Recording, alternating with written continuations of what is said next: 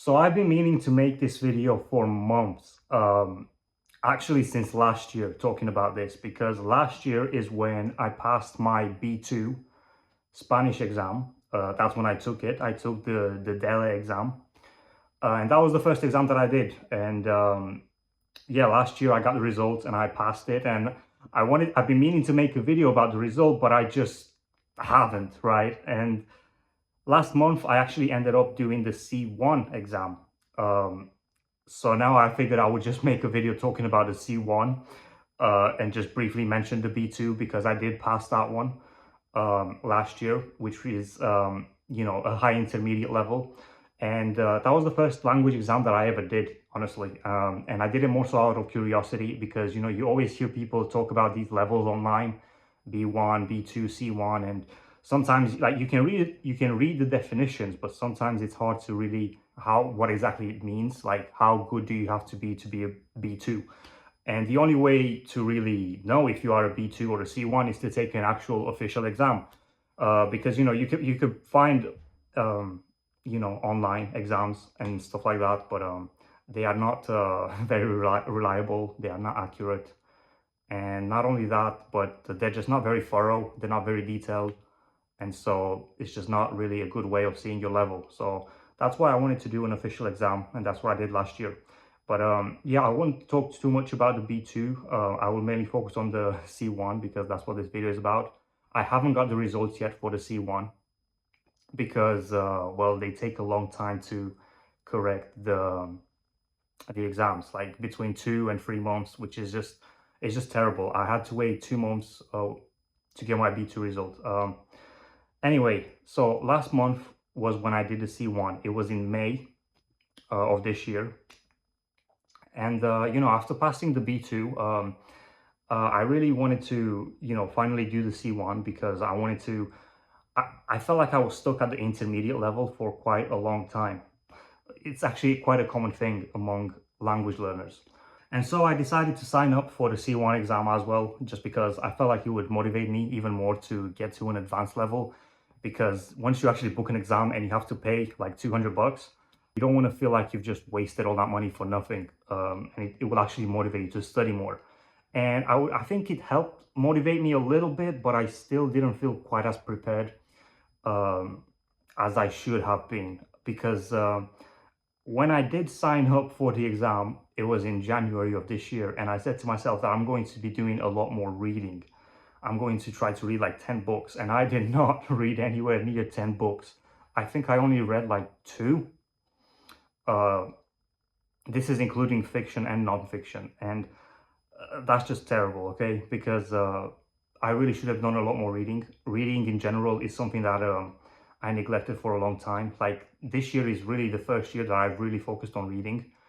And I bought a few different books. I bought fiction, non-fiction, just non-fiction is definitely easier for sure, because in fiction books, they're gonna use more obscure words. They're going to be more detailed. They're going to, maybe when it comes to fiction, the author describes things in detail, right?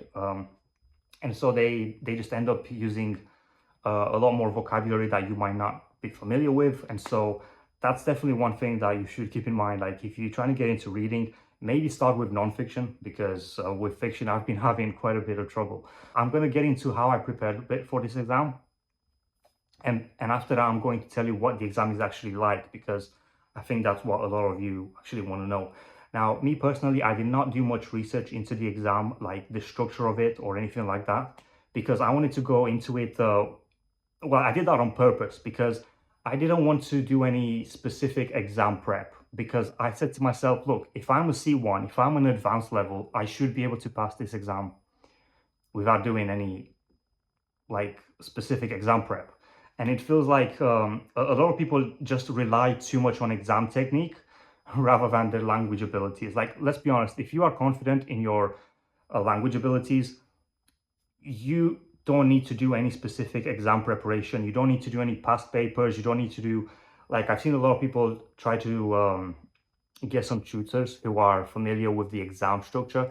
And I just think like, I just recommend not doing that unless The only people that I would recommend do that is if you really, really need the diploma that the exam gives you, because in that case, you really do need to pass. Because obviously you're spending money on it and it's only like a couple times a year. In that case, if you really need the diploma, I would say take every advantage you can get and then do that. But if you're doing this exam just for fun, just to see your level like I did, I recommend just relying simply on your language skills. Like, how did I actually get to my current level in Spanish? Well, in the beginning stages, I did a lot of just using apps. And I think I got to like an intermediate level just by using different apps like Language Transfer, which is actually free. It's actually great. I still recommend it. It's not going to get you to an intermediate by itself. It's just more so to helping you figure out the structure of the language. I highly recommend that. Then I just used a couple of different apps. I even used Babbel. That one I paid for it, and I think that was my first introduction to the subjunctive.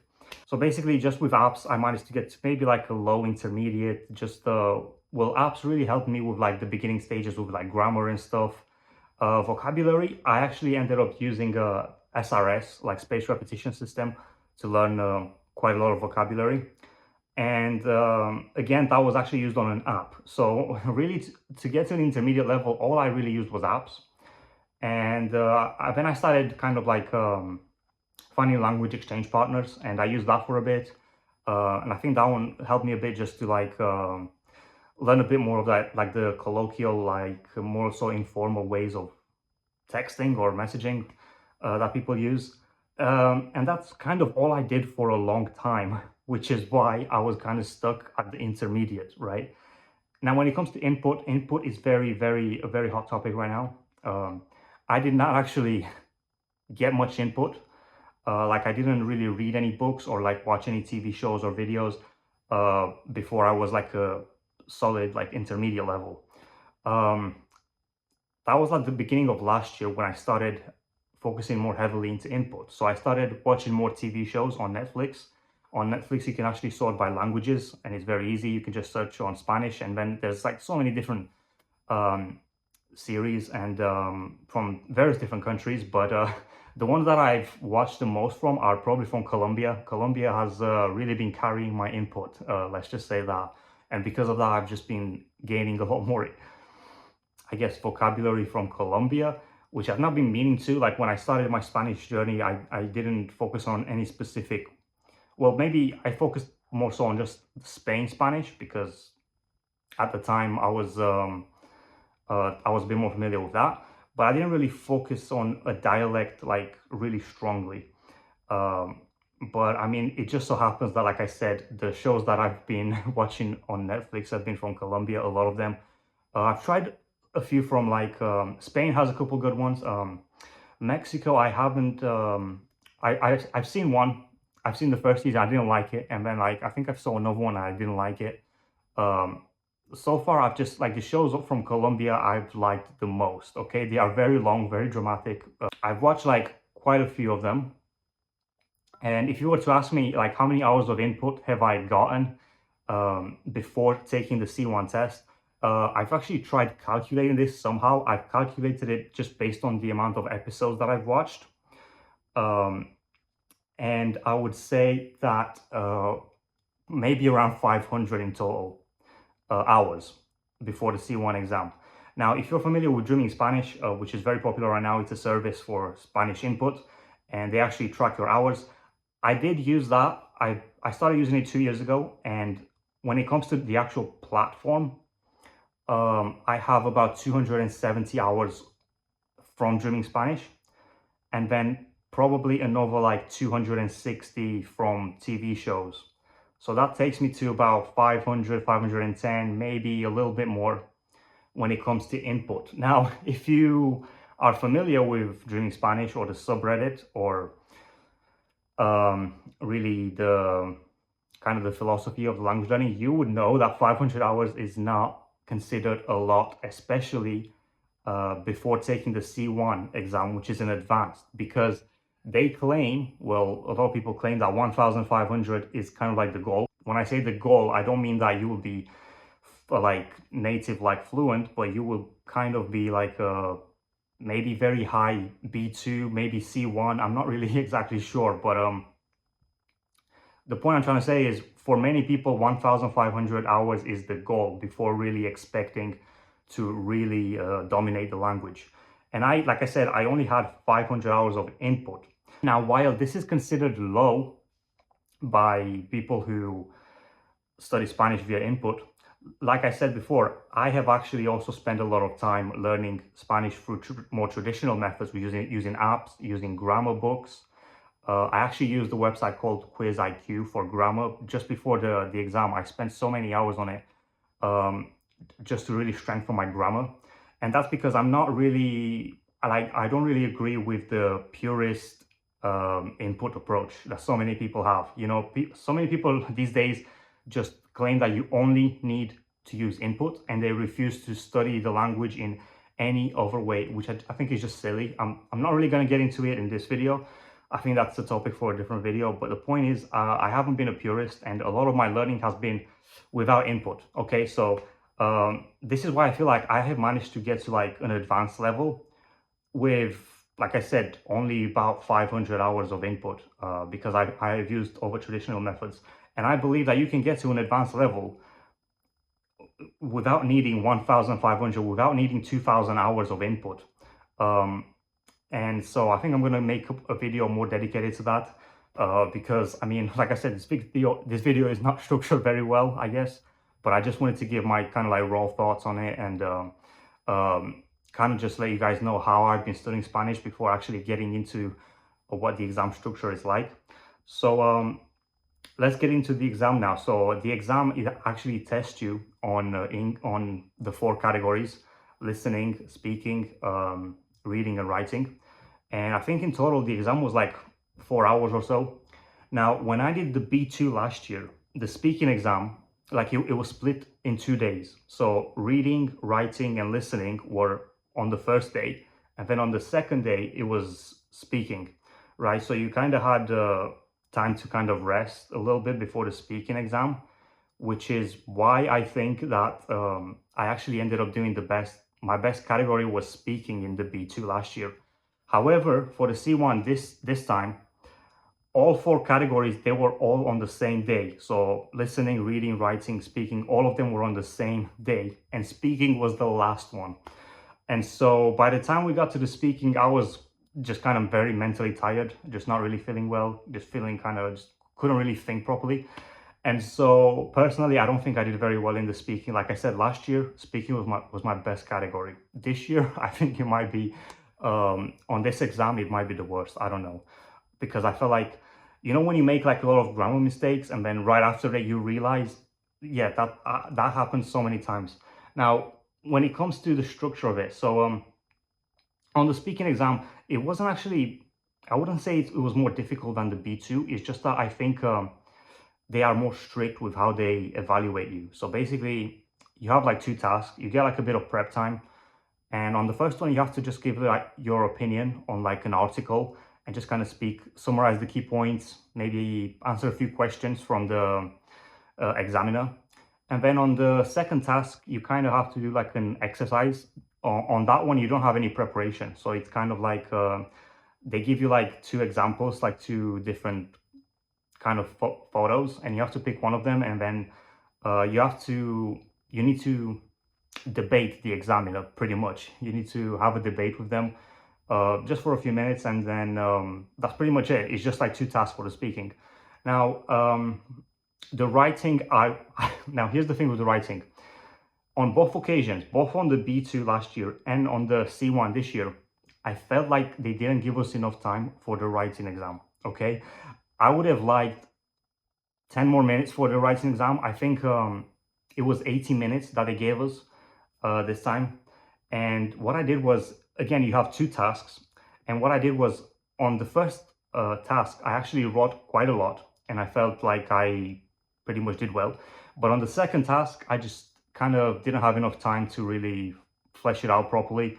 And so I didn't write as much. And the same thing happened to me last year. Like I said, on both occasions, I just felt like there wasn't quite enough time. So if there's one thing to keep in mind during the writing, is just you need to be writing fast. They give you like some sheets of paper to make notes and stuff like that, I don't really recommend using that because you're not going to have time to then take what you wrote on the notes and then put it on the actual paper. I just, you have to write fast. You have to just kind of be succinct in a way, and then just make sure that you really don't run out of time. So that's what I would recommend for the writing. Now, what does the reading? Now, here's the thing with the reading. I told you before that I use the website for reading. In fact, for grammar. Sorry, for grammar. Yeah, just to kind of make sure that I really know everything I need to know about grammar. However, there on the reading section, I expected there to be more grammar exercises, but there weren't. There weren't that many. Like there were a few, like on the last section, but I don't know. I just felt like there should have been a bit more grammar. Maybe I'm just saying this because of how much time I spent like trying to learn it. But overall, I think the reading. I actually finished the reading one like 20 minutes with 20 minutes to go, right? 20 minutes earlier. So in the writing one, I didn't have enough time, but in the reading one, I just completed it like fairly quickly. And if I had to guess, I would say that for this exam, reading might end up being my best section. I don't know. I just felt like, oh, and one more thing I wanted to say. There was still quite a few vocabulary that I didn't know in the reading. So vocabulary, like, here's the thing. A lot of people think that you kind of just need to know like the top 500 words, top 1000, but like there's gonna be a lot of words that you don't know if that's all you focus on. Like you really need to, this is why I tell you guys to really start reading more books. You know, fiction is great if you want to learn more vocabulary. Start with nonfiction because it's easier, but then you definitely want to start reading more fiction. It will definitely help you with the reading section on this. Now, listening was kind of a mixed bag. I definitely felt like there were a variety of accents, right? People think that they just need to focus on Spanish from Spain, Castilian Spanish, but they actually included various different accents in this in the listening portion. And honestly, some of them, despite having, okay, this might just be me, it might just show because, like I said, I haven't consumed as much input as, you know, some people, but there was still quite a bit of difficulty sometimes. But overall, I think it was quite solid. So that's kind of the exam. That's what I have to say about the exam. So you only need to like 60% on each section to pass. So I think writing and reading is one section and you need 60% average on that. And then listening and speaking is the other section. And again, you need 60% on that. So at the time of me recording this video, it's been like a little bit over a month since I took the exam. So I'm expecting maybe by the end of next month to actually get the results for it. And I will be making a video. Now, if you ask me, do I think that I passed? When I took it last year, I was fairly confident that I passed, and I did. And now for this one, I would say I feel quite similarly. Now, I would say it depends on the speaking. Speaking was the last one. It was all on the same day, and I just was not feeling very sharp. I was feeling tired, and I don't think I did that well. It depends how strict they mark me for that. But if they're not too strict on that, then personally, I would say I'm fairly confident that I passed. So now that I've taken the C1 exam, the only one left is C2. I do want to take the C2 at some point. I remember last year I was thinking of signing up for the C2 at the end of this year, but I I think that's a bit early. I really do. If I'm going to do the C2, it might have to be, I don't know, probably, well, next year, early next year. And it's just because I just want to consume a lot more input before doing it. I just really want to be confident before taking that exam because it is the final one. It's the highest exam. It's C2. I don't want to go into it, you know, without having a lot of confidence, without making sure I've just done everything I can to prepare, like, you know, consume as much input, you know, just make sure that I just really know everything that I need to know. And so that's kind of my experience with the DELE exam, the actual official Spanish exam. If you have taken this exam, please let me know about your experience with it and what you think. And I do plan on making more videos about my experience with learning Spanish and a few more thoughts, because after taking this exam, I have I have a more accurate opinion of what these levels mean, and also really how difficult it is to pass this exam. Um, Now, I might wait until I get my results because, a lot of people say that B2 is kind of when you're fluent. And after taking the B2 exam last year, I can tell you that that is not necessarily true. Okay. Like, well, it's one thing about being B2 in theory and knowing everything B2 related in theory. And then it's another thing to pass a B2 exam. Because, like I said, you only need 60%, and some people say that's too low, some people say that's fine. I don't know. Personally, I think it's quite lenient, fairly lenient. Um, and also, I don't know, I don't think passing a B2 exam necessarily makes you fluent. Okay, that's just based on my experience of taking the exam. Like I said, I'll probably go into more in depth on this topic in a different video, maybe when I get my C1 results. But yeah, that was just kind of, I'm just glad to finally talk about this in a video because, like I said, I've been meaning to make a video about this for so long, and I'm just so mad at myself that I just haven't until now. So if you have any experience with this exam, let me know how it goes, or just tell me how your Spanish journey has been. And yeah, thanks for watching this video.